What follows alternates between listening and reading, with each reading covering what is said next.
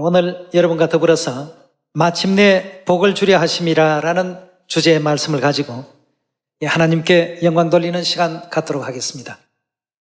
언젠가 한번 말씀을 드렸던 얘기로 기억이 되는데요. 옛날 어느 가정에 집신장수 아들과 우산장수 아들을 둔 엄마가 있었습니다. 근데 이 엄마는 항상 비가 오면 집신장수 아들 걱정이 되고 또 날이 맑으면 우산장수 아들이 걱정이 되는 겁니다. 날이 좋아도 걱정이고 비가 와도 걱정이고 365일 걱정이 떠날 날이 없었습니다. 우리 지구촌 안에 비가 많이 와야 또 좋은 곳이 있고 비가 또 너무 넘치도록 와서 비 제발 좀 그만 왔으면 하는 그런 곳이 있을 것이고 이 모든 과정들이 알고 보면 마침내는 지구촌에 살고 있는 모두에게 복 주시려는 하나님의 경영이 그 속에 숨어 있습니다. 근데 그 얘기에 나오는 부하들의 어떤 생활은 완전히 양극 아니겠습니까? 하나는 비가 와야 장사가 잘 되는 우산장수고 먹고 살만한 입장이 되고 한 사람은 날이 맑아야 집시는 또 비 올 때 못 싣고 다닙니다. 이래서 비가 와도 걱정 안 와도 걱정 이렇게 걱정만 할 것이 아니라 비가 오면 오늘 우리 우산장수 아들 우산 많이 팔게 생겼구나. 이걸 더 기뻐할 수 있어야 되는데 말이죠. 기뻐할 수 있는 여지가 충분히 있는데도 부정적인 면을 이렇게 보게 되면 결국은 하나님께 영광을 돌릴 수 없고 하나님께서 마침내 그런 어떤 연단과 시련을 통해서 복을 주시려고 하시는 의도를 갖고 계신데 그 의도에 자꾸 반대되는 그런 어떤 곁길로 이제 갈 수밖에 없게 되더라는 것입니다. 이스라엘 백성들이 광야 생활에 그 험난한 길을 걸어가게 하신 그 목적과 이유도 마침내는 복을 주시고자 하시는 뜻이 계셨습니다. 여러분 이제 모두가 장성한 자의 어떤 신앙을 가져야 될 장성한 자의 시대가 되었습니다. 이제 이런 하나님의 그 크신 뜻도 헤아릴 줄 아는 우리 모두가 되어야 되겠습니다. 이 마침내 복을 주려 하심이라 하는 이 복은 너무나도 엄청나게 큰 복이기 때문에 그 복을 얻고 취하는 그 순간까지는 그 과정은 약간의 어려움이 있습니다. 먹지 못할 경우도 있었고 또 물이 없어서 마시지 못할 경우도 있었고 또 때로는 나는 높아지고 싶은데도 자꾸만 낮춰 놓으시는 이런 여러 가지 하나님은 전지전능하시니까 모든 것을 다 단번에 다 할 수 있습니다. 굳이 우리가 전도를 안 뛰더라도 하나님 어떤 능력 한 번이면 전 세계인을 다 불러 모을 수도 있고 다 회개시킬 수도 있고 그렇지만 이 지구라는 이 작은 별은 뭔가 하나님의 어떤 뜻과 섭리가 있는 세계입니다.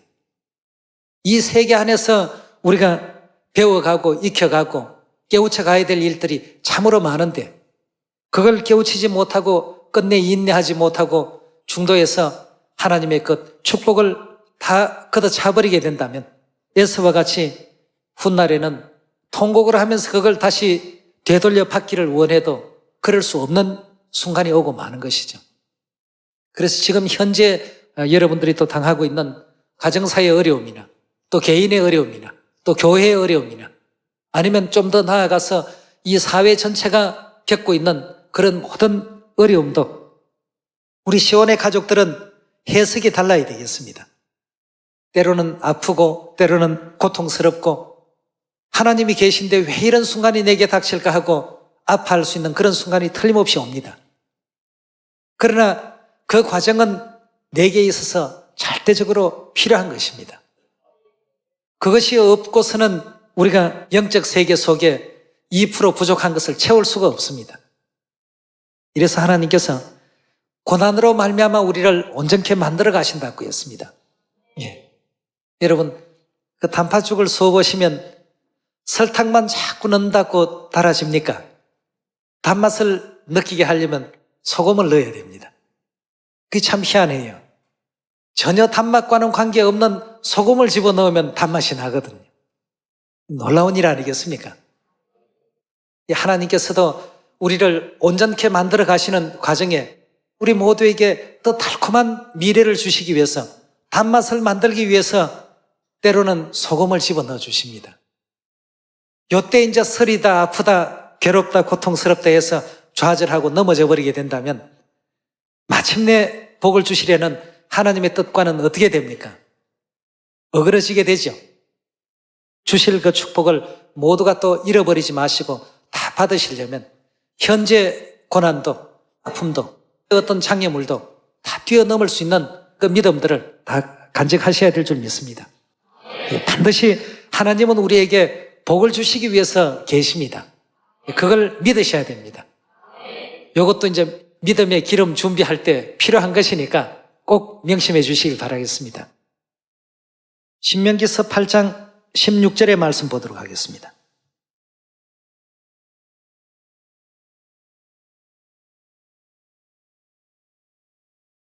내 열조도 알지 못하던 만나를 광야에서 내게 먹이셨나니 이는 다 너를 어떻게 하신다고요? 낮추시고 시험하시고, 그렇지만 마침내는 어떻게 한다고 했습니까? 내게 복을 주려 하심이었느니라 고 했습니다. 하나님의 진심을 이제 보이셨습니다. 물이 없는 광야로 우리를 이끌어 가신다.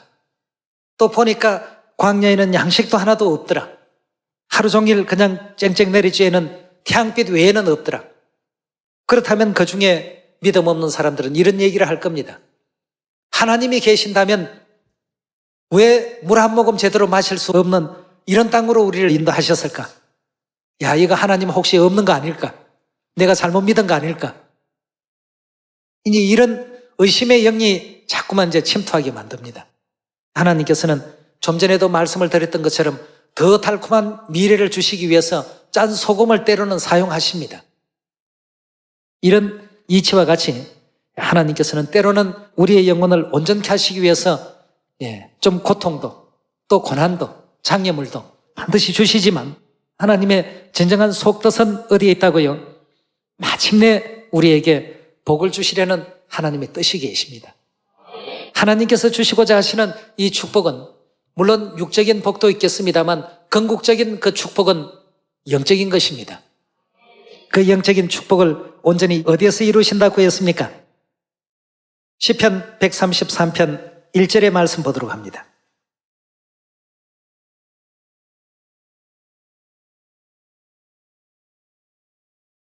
형제가 연합하여 동거함이 어찌 그리 선하고 아름다운고, 머리에 있는 보배로운 기름이 수염 곧 아론의 수염에 흘러 그 옷깃까지 내린 것 같고, 헐몬의 이슬이 시온의 산들에 내린 것 같도다.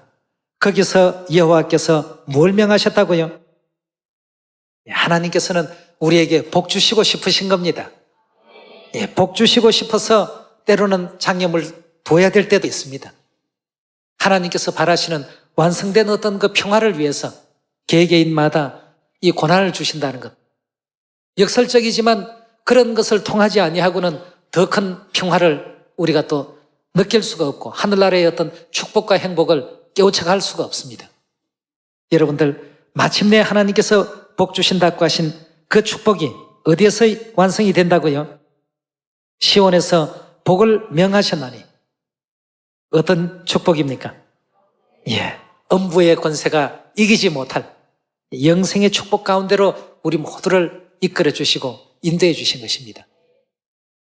땅의 이런 경우에 따라서 어떤 사람에게는 좀 더 진한 고난이 있고 어떤 사람에게는 좀 약한 고난이 있고 어떤 사람은 해에 태어나서 고통, 고난 이런 것도 모르고 애기들은 어떻습니까? 그냥 울기만 하면 옆에 다 이렇게 또 해결해 주시는 유괴 부모님들이 계시지 않습니까? 그렇게 하다가 천국 갈 영혼들도 있습니다. 이것은 이제 영적 세계 속에서 하나님께서 다 조정하시고 계십니다. 개개인의 어떤 죄의 어떤 그 크기는 우리가 잘 모릅니다. 그러나 우리를 연단하시고 온전케 하시는 하나님은 어떻습니까? 아시기 때문에 이 사람에게는 이런 과정이 필요하고 저 사람에게는 저런 다른 과정이 또 필요한 것입니다. 그래서 하나님이 우리에게 복 주신다는 이 근본적인 사실을 믿게 된다면 하나님께 우리 모든 염려, 우리 모든 근심 맡겨버리시면 최고입니다. 예. 하나님께서 마침내는 내게 복받게 하기 위해서 이 길로 인도하신다는 것을 믿어주십시오.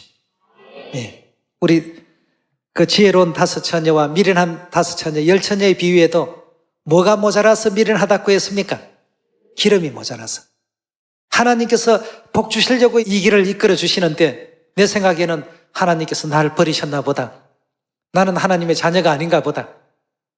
이런 어떤 식의 자괴감을 갖지 말라는 것입니다. 다 사랑하십니다. 모두가 다 똑같은 만족 속에, 기쁨 속에, 행복 속에 거하게 하시기 위한 하나님의 뜻이 계십니다. 그걸 이제 믿으셔야 됩니다. 복 주시기 위해서 이 과정이 내게는 꼭 있어야 될 과정이었고 하는 것을 믿고서 우리가 육적 어떤 상황도 물론 중요합니다만 영적인 눈을 크게 뜨고 영의 세계로 한번 들어가 보도록 합시다. 창세기 1장 26절에 우리가 우리의 형상대로 우리의 모양대로 사람을 만들자라고 했습니다. 아버지 하나님, 어머니 하나님께서 이제 이 작은 지구별이라는 곳에 사람을 이제 창조하시고 하늘에 나는 새도 만드시고 땅에 있는 각종 짐승도 만드시고 바다의 물고기도 만드시고 각종 수목도 다 만드셔서 이제 거기에 하나님의 형상을 닮은 사람으로 하여금 살게끔 만들어 놓으셨습니다.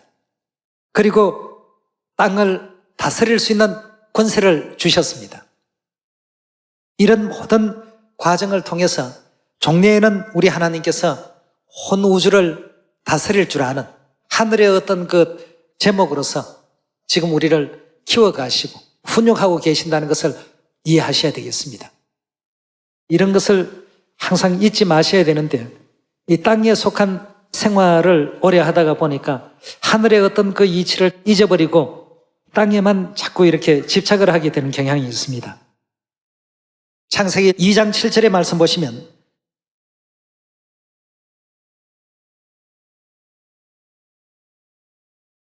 여호와 하나님이 흙으로 사람을 지으시고 생기를 코에 불어넣으시니 사람이 생명이 된지라 하고 했습니다. 아버지 어머니께서 우리 인류 인생들을 흙으로 만드시고 그 코에 뭘 불어넣으셨다고요? 흙은 육체요, 생기는 우리의 영혼 아니겠습니까? 네. 이렇게 이제 사람을 만들어서 이 지구라는 작은 별 안에 살게끔 그렇게 만들어 놓으셨습니다. 결국 우리의 어떤 그 생명의 본질은 무엇이고 또 우리가 근본 어디에 있다가 이렇게 이제 이 지구별로 오게 됐는가를 성경은 전부 답을 주시면서 하늘 천사 세계로 우리를 지금 이끌어가고 있는데요. 이 모든 과정이 사람들이 이해할 수 있도록끔 66권 성경을 기록해 놓으셨던 것입니다. 하늘의 이치를 하나님께서 이해시키기 위해서 만들어 놓으신 그 모형의 세계를 현실의 세계로 오해를 하고 있으면 안 되겠습니다. 땅의 것은 하늘의 것에 뭐라고 했죠? 모형이라고 했고 그림자일 뿐이라고 했습니다. 그런데 그림자의 생활을 실물의 세계로 착각하고 있다면 이건 안 되지 않습니까? 우리 한번 전도서 12장 보도록 합시다.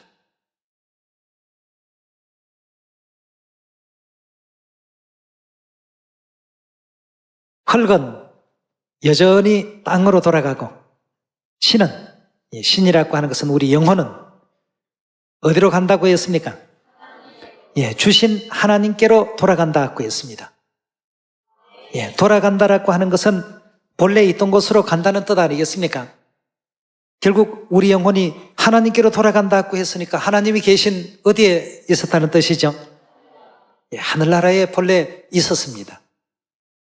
여러분도 저도 원래 정말 영화로운 하늘 세계에서 사랑이 넘치고 기쁨이 창조되는 그런 세계 속에 매일같이 행복하게 살았습니다. 그런데 성경의 모든 가르침을 통해서 볼 때 하늘나라의 이 악한 사단의 그 미혹을 받게 되었습니다. 창세기에서는 뱀의 어떤 꼬임을 받는 아담과 하와의 어떤 그 존재로서 이렇게 설명이 되어 있습니다만 결국 아침의 아들 계명성 루시벨이라는 그 천사에 의해서 하늘나라에 있던 하나님의 그 자녀들이 꾀임을 받았습니다. 꾀임을 받다 보니까 결국 쫓겨난 곳이 이제 이 지상세계인데, 지상세계 속에서 결국 우리는 흙이라는 옥에 갇혀서 사는 그런 하늘의 천사들의 존재입니다. 예, 그래서 신은 주신 하나님께로 돌아가기 전에 기억하라고 하셨는데, 자, 하나님께로 돌아간다는 것을 볼 때 이것은 분명히 우리가 하늘에서 하나님과 함께 있었다는 산 증거가 아니겠습니까? 예, 그렇다면 그 산 증거를 다른 어떤 선지자들의 기록을 통해서도 한 번 더 확인해 보도록 합시다. 잠언서 8장 22절의 말씀 보시면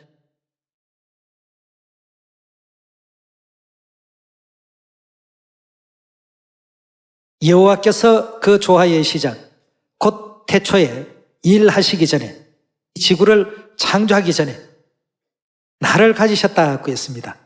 여기서 나는 누구를 뜻합니까? 솔로몬이라는 존재를 이미 하나님께서 가지셨고, 23절이 만세 전부터 상고부터 땅이 생기기 전부터 내가 세움을 입었나니 아직 바다가 생기지 아니하였고 큰 샘이 있기 전에 내가 이미 어떻게 했다고요? 예, 내가 이미 태어났더라고 했습니다. 산이 세우심을 잊기 전에, 언덕이 생기기 전에 내가 이미 났으니, 솔로몬이 어떻게 됐다고요? 이 지구에 산도 생기지 않고 지구라는 기초 자체가 만들어지기 전에도 이미 솔로몬은 났더라고 했습니다. 어디에서 살았겠습니까? 하나님 나라에서. 누구와 함께요? 하나님과 함께 이와 같이 생애했던 솔로몬의 그 존재였습니다. 예. 이때는 아직 흙이 만들어지기 전이니까 그 사람으로서의 솔로몬은 아니죠. 어떤 존재였겠습니까? 영의 존재, 즉 천사의 존재로서 이미 태어났다고 했습니다.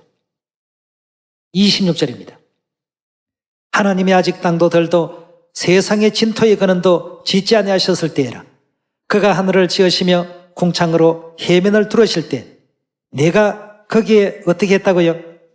있었고라고 했습니다. 아직 이 지구라는 것이 완전히 창조되기도 전에 솔로몬은 거기에 존재했더라는 뜻이죠. 28절 계속 봅니다. 그가 위로 구름 하늘을 경고케 하시며 바다의 샘들을 힘있게 하시며 바다의 한계를 정하여 물로 명령을 거스르지 못하게 하시며 또 땅의 기초를 정하실 때 내가 그 곁에서 창조자가 되어 날마다 그 기뻐하시는 바가 되었으며 항상 그 앞에서 즐거워하였더라고 했습니다. 항상 즐거워하였다 하는 것은 그냥 기쁨이 90% 70%가 아니고 항상 100% 이상이니까 그런 것이 우리가 원래 살았던 하나님 나라입니다. 이 땅에 고민이 많으신 분 걱정하지 마십시오. 예. 이 땅에서 우리가 인생으로서 겪어야 될 일들만 다 채우시면 결국 하나님께서 예비하신 이 영원한 세계에 다 가시게 됩니다.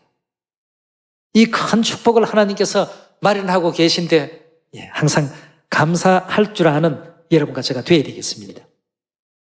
욥의 경우도 한번 볼까요? 38장 1절의 말씀 보도록 합니다.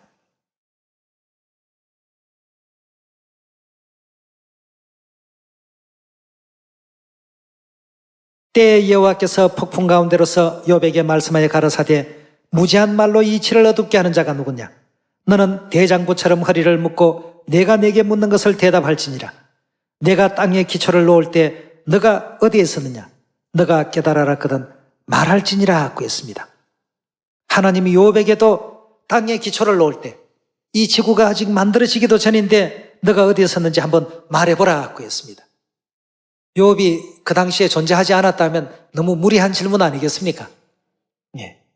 그러나 하나님께서는 이와 같은 질문을 주셨고 답을 바로 해주셨습니다. 21절로 넘어갑시다. 내가 아마 알리라. 내가 그때에 나서나니 너의 연수가 어떻다고요? 연수가 많다는 것은 나이가 아주 많이 됐다는 뜻 아니겠습니까? 예. 그럼 땅에 기초를 놓을 때 욥도 이미 태어난 지가 오래되었고 솔로몬도 이미 태어나서 그 하나님 나라에서 날마다 넘치는 기쁨과 행복 속에서 또 생애했고 또 전도서 12장에도 우리 육체는 흙에서 난 것이니까 흙으로 가지만 우리 속에 하나님께서 허락하신 우리의 그 영혼은 하나님께로 다시 돌아간다고 하니까 하나님과 근본 같이 있었다는 것이 어떤 구절을 통해서 보더라도 다 증명이 되고 있습니다. 그렇다면 여러분이나 저나 솔로몬이나 욥이나 모두가 다 어디에 있던 사람들입니까? 하늘나라에 있던 천사의 존재들이었습니다. 그럼 하늘나라 어떤 곳이라 여러분 느껴집니까? 계시록 21장 보시면 다시는 뭐가 없습니까? 예, 하나님 나라에 하여튼 나쁜 것은 다 없습니다. 사망도 없고 애통도 없고 또 여러분들은 없었으면 싶은 거 뭐 없습니까? 고통도 없습니다.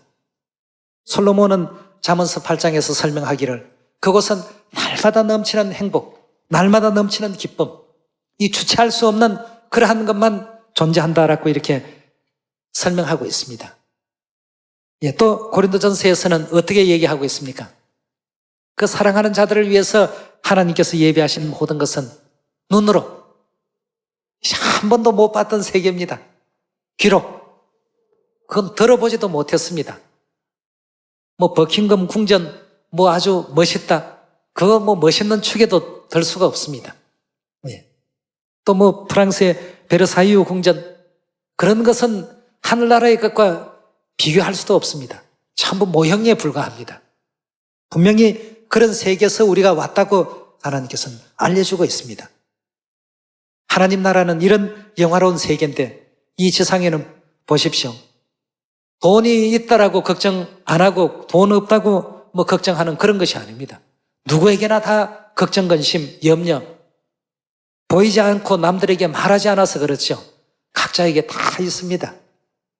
여러분 하늘의 것을 먼저 생각하고 이렇게 보게 되면 이 땅에 우리가 걱정할 것 아무것도 없습니다. 하나님을 만나고 천국에 갈 수 있고 하늘 성민이 되었다는 이것만 하더라도 항상 감사할 줄 아는 우리가 되어야 되겠습니다.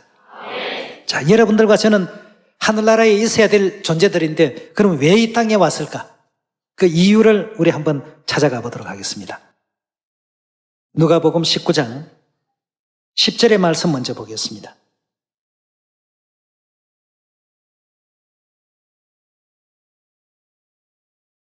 인자에 온 것은 잃어버린 자를 단지 찾기만 하기 위해서 오셨습니까? 예, 찾고 구원시키려고 이 땅에 오셨더라고 했습니다. 자, 그렇다면 예수님께서 잃어버린 자를 찾기 위해서 이 땅에 오셨다고 하신다면 여기서 하늘나라에서 어떤 이유 때문에 잃어버려졌을까요? 엄마하고 쇼핑을 갔는데 백화점에서 잊어버렸다. 잊어버린 이유가 있을 겁니다. 엄마 말 안 듣고 자기 좋아하는 장난감 한참 구경하다 보니까 엄마는 엄마대로 저쪽에 가버리시고 잠시 손을 놨는데 보니까 아이는 아이대로 없어지고 이렇게 해서 이산가족이 되는 경우도 있습니다. 또 6.25 때 피난길에 나섰는데 엄마 치마 꼭 잡고 따라오느라 했는데 가다가 보니까 누가 달고나를 하고 있습니다. 이 달고나에 홀려서 엄마 손을 잠깐 놓고 구경하고 있다가 보니까 엄마와 또 이별됩니다. 잃어버려졌다면 잃어버려진 사연이 있을 것입니다. 어떻게 우리는 하나님에게로부터 잃어버려진 자녀가 되었을까? 잃어버려진 그 이유에 대해서 마태복음 9장 12절의 말씀 보도록 합시다.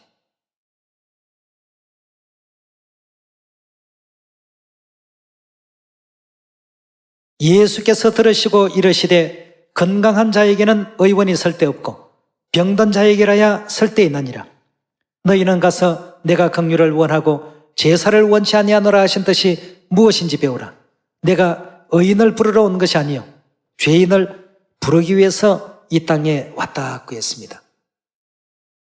부른다는 뜻은 찾기 위해서입니다. 자, 누가복음에서는 잃어버린 자를 찾기 위해서 왔다고 했고 마태복음 9장에서는 죄인을 찾기 위해서 이 땅에 오셨다고 했습니다. 결국 어떤 사연 때문에 하늘나라에서 헤어졌고 잃어버려지게 되었습니까? 죄 때문이었습니다. 그래서 이사야 59장에서도 너희 죄가 너희와 너희 하나님 사이를 갈라버렸다고 했습니다. 이와 같은 사연 때문에 우리는 이 지구별에 와서 살고 있습니다. 그러니 이 세상은 기쁨과 즐거움보다도 고통과 슬픔과 아픔이 훨씬 많지 않습니까? 다시 말하면 마음대로 안 되는 세계가 이 세계입니다. 왜입니까?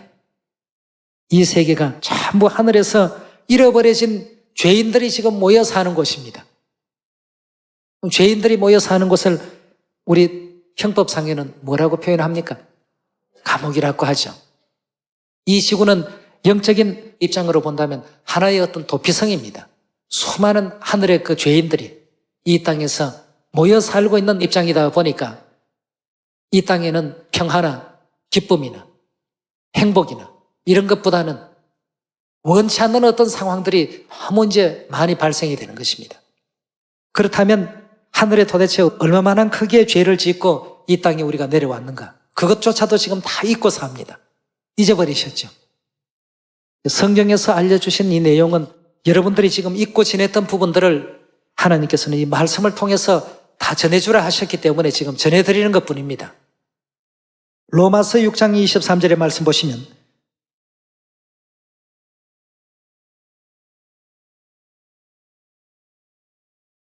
죄의 삭선 사망이라 하고 했습니다. 그럼 우리가 지었던 죄가 얼마나 크다는 것 이해할 수 있습니까? 예.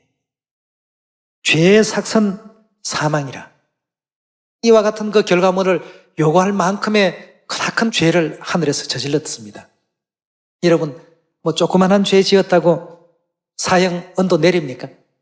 죄 중에도 흉악한 결국 사망으로 갚을 수밖에 없는 이와 같은 죄를 짓고 이 지상세계로 쫓겨내려왔다고 성경은 우리에게 알려주고 있습니다. 그렇다면 여러분도 저도 하늘나라에 돌아갈 수 있는 기회가 이제 있겠습니까? 사형죄를 지은 어떤 죄인들은 돈이 아무리 많더라도 세계 어느 곳에도 갈 수 없습니다. 그렇다면 우리가 영원한 천국 고향 이런 어떤 죄를 그대로 짊어지고 돌아갈 수 있겠습니까? 이제 갈 수 없기 때문에 아버지 어머니께서 그 죄를 사해 주시기 위해서 6,000년 기나긴 세월 동안에 양이나 염소와 같은 이런 희생제물이 되어주셨던 것입니다. 그런 처절한 그 희생 속에서 다시금 우리가 하늘나라로 돌아갈 수 있는 이런 길들이 열리게 되었다고 했죠. 여러분, 이건 설교가 아니고 여러분들의 과거에 대한 것을 알려드리는 것입니다. 에베소 1장 7절에 말씀을 보시면서 그런 하늘의 큰 죄를 하나님께서 어떤 과정을 통해서 사함을 받을 수 있도록 하셨는지를 보도록 합시다. 에베소 1장 7절의 말씀 보도록 합니다.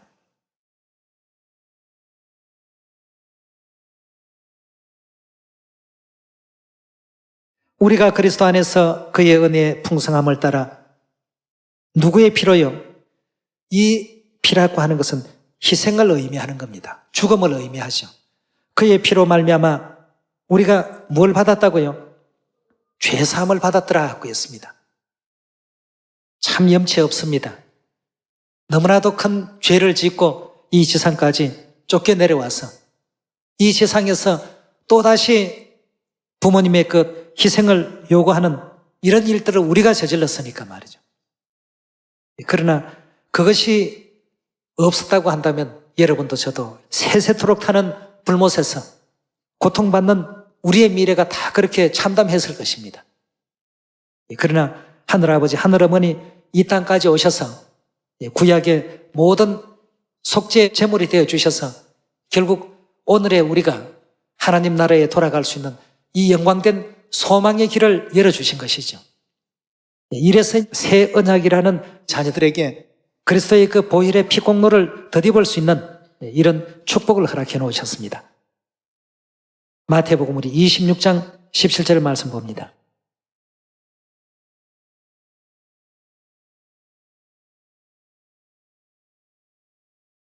무교절의 첫날에 제자들이 예수께 나와서 가로되 유월절 잡수실 것을 우리가 어디에서 예비하기를 원하시나이까?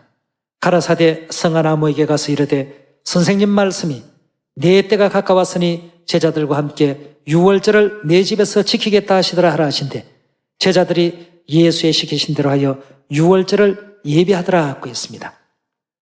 26절로 넘어갑시다.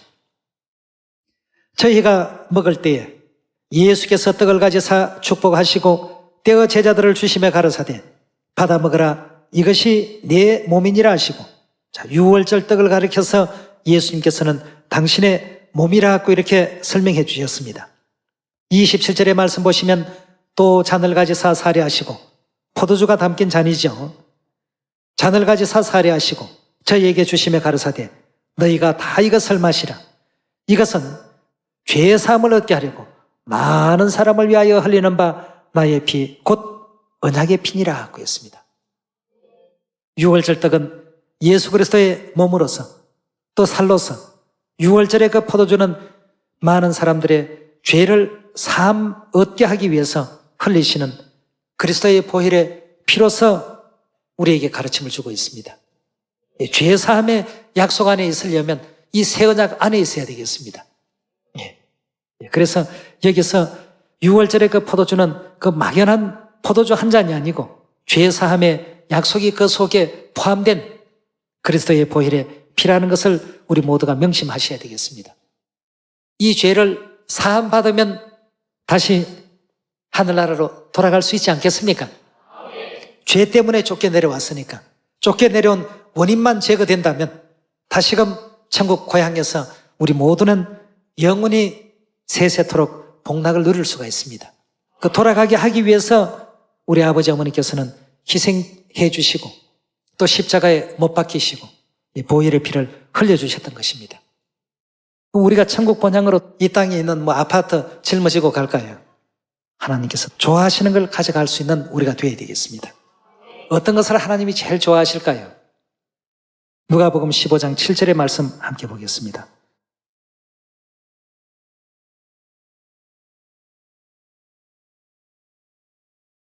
내가 너희에게 이르노니 이와 같이 죄인 하나가 회개하면 하늘에서는 회개할 것 없는 의인 99을 인하여 기뻐하는 것보다 어떻다고요? 더 기뻐한다고 했습니다. 죄인 하나가 회개하면 하늘나라에 있는 회개할 것이 없는 완전한 의인 99보다도 하나님께서 더 기쁘시다고 하시니까, 이래서 우리가 하는 게 전도 아닙니까? 이런 모든 사연을 알고서 전도를 해도 해야 되고 새 언약을 지켜야 됩니다. 그래서 나 자신만의 회개만 아니라 또 다른 하늘의 그 죄인들조차도 회개시켜서 아버지 품으로, 어머니 품으로 또 인도할 줄 아는 그런 여러분과 제가 꼭 됩시다. 정말 참 눈 깜짝하고 감았다 뜨면 이제 그것이 우리 천국이 될 수 있는 그런 시간 속에 우리가 살고 있습니다. 천국에서 이 땅까지 왔고 이 땅에서 아버지 하나님을 만났고 어머니 하나님을 만났고 시온에서 영생의 축복까지 다 약속받고 영원한 천국 본향 돌아가게 됐으니 얼마나 기쁩니까? 우리 자녀들은 죄 사함 얻게 해주신 아버지 어머니 희생을 생각하고 감사하면서 감사를 많이 드릴 수 있는 감사의 해, 회개가 넘치도록 이루어질 수 있는 회개의 해, 이런 해가 되어서 또 많은 영혼 다 인도할 수 있는 복된 복음의 한 해가 꼭 되기를 부탁드리겠습니다. 감사합니다. 복 많이 받으세요.